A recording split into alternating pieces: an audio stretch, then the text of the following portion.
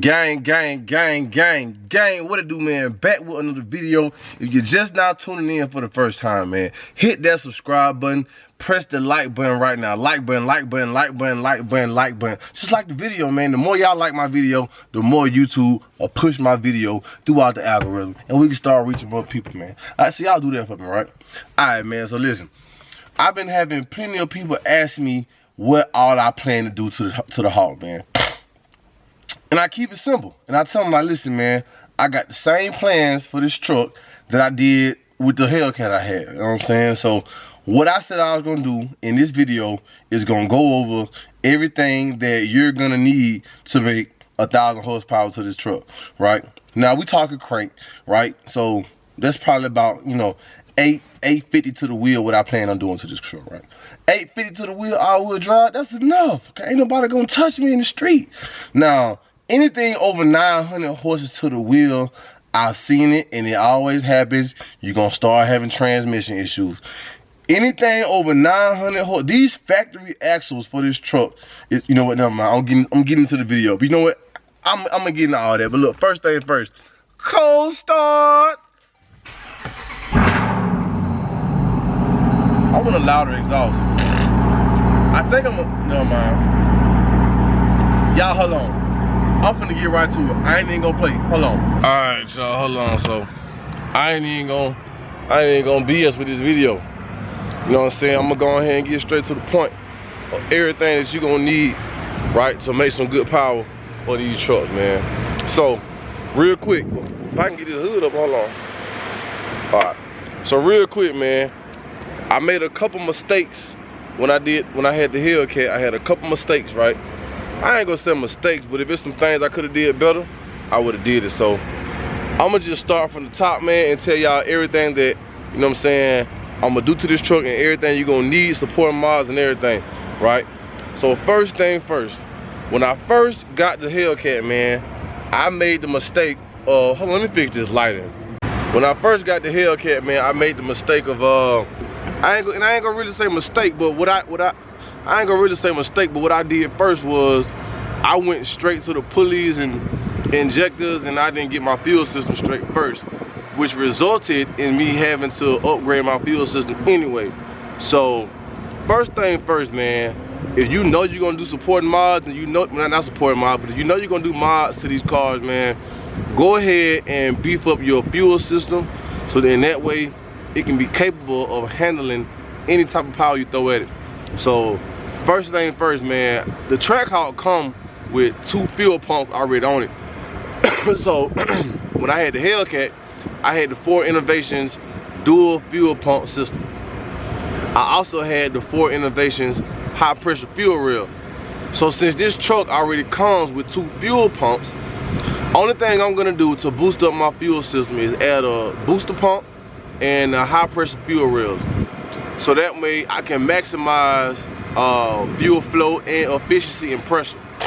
So I'm gonna go with the 4 Innovations high pressure fuel rails, and I'm gonna go, I think it's JMP or JVP, I think it's JMP, something like that. But the booster pump, and I already got 2 fuel pumps with the Trackhawk. They come factory with 2 fuel pumps.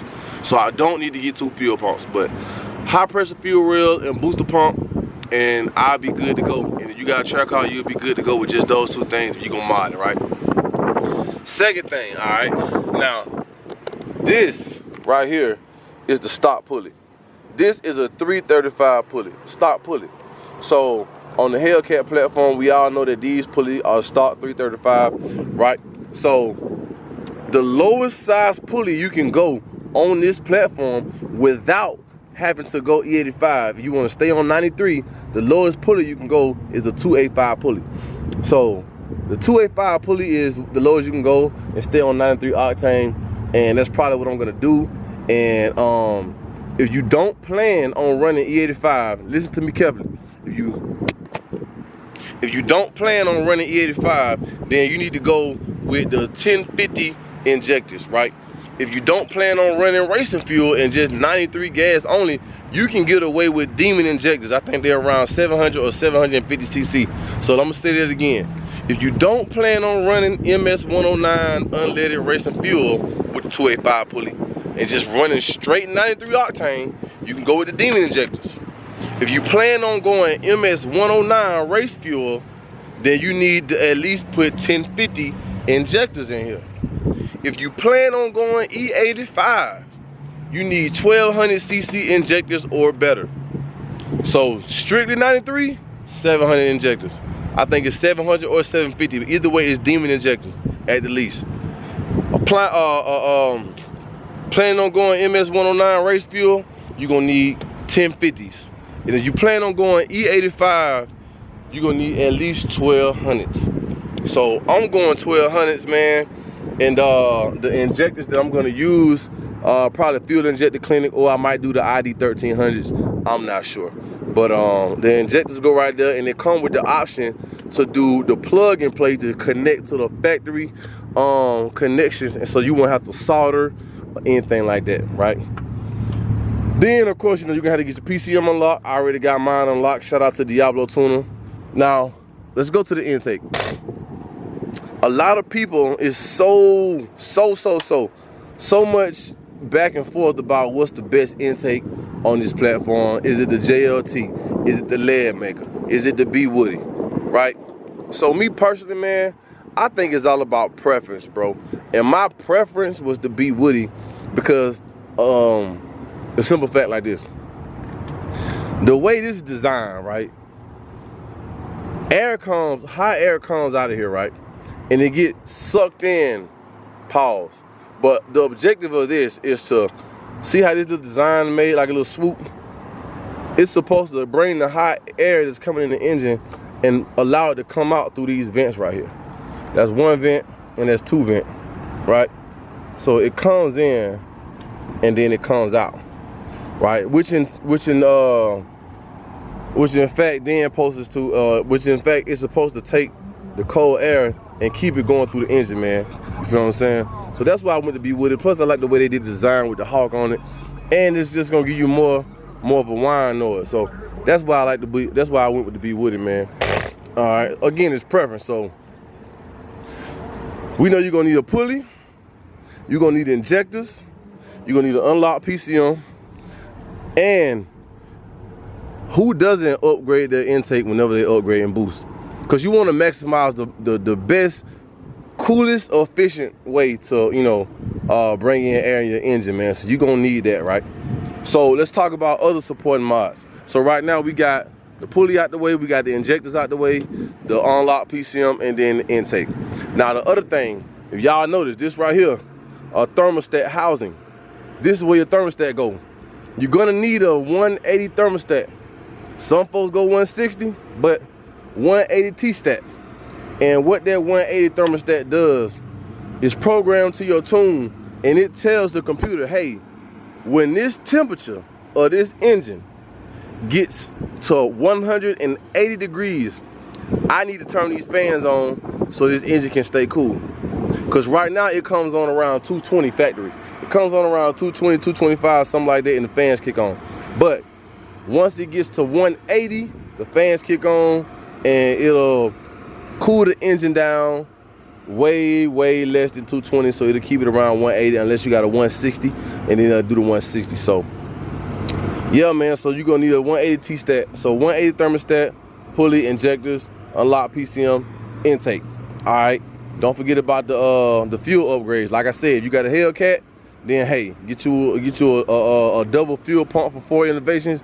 And if you got the Trackhawk, only thing you need is a booster pump, and you need well, you don't need the high pressure fuel rails, but me personally, I just wanted to get the high pressure fuel rails because again, two things I don't play around.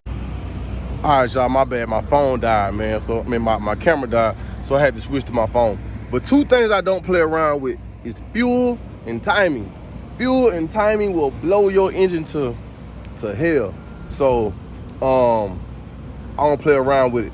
So now, if you have the Trackhawk, you done did all this stuff. You done had the pulley changed, the injectors upgraded. You didn't, and so in terms, what that did was now you done got tuned to up the boost. You done up the boost. Boost factory on these platforms come with 11 pounds of boost, 11 PSI. You drop down to a 285, you might get, I think it's like 13 to 14 PSI off just that. And that's just on 93. Now when you start doing E85 and race fuel, I think it goes to like 15, 16 PSI. And that's the number I plan on going. So, all right, now, with that being said, you want to maximize the most flow efficiency you can on these platforms. So now, when you start doing more boosts, guess what's going to happen? Them catalytic converters are going to get clogged up. So guess what you got to do? Two things. If you cut the cats off, right, it's not going to... Cutting the cats off, man, is just going to make your truck louder, but there's no efficiency because of the design, right? But if you go with the Catless Midpipes, the design from the Catless Midpipes is going to optimize the most pressure and efficiency when it comes to this engine, right? So you can either do two things. You can replace the cats every time they get clogged up, but you're just going to keep replacing the cats. You're going to keep replacing the cats, and it's going to happen every time. So therefore, you need to do is get the Catless Midpipes. You get the Catless Midpipes and you put them on, and now all that back pressure is gonna be released, and in turns gonna give you more flow efficiency when it comes to these cars, man. So that's why you need to do that. And a lot of people do it just for the sound, because it's gonna make your car louder. But at the same time, I don't mind that loud noise. I had it in my Hellcat, and but at the same time, it's gonna allow your car to flow better because of the efficiency of the back pressure being released. Now, on this platform, with these axles on this truck, these axles are rated at like, hold on, gang.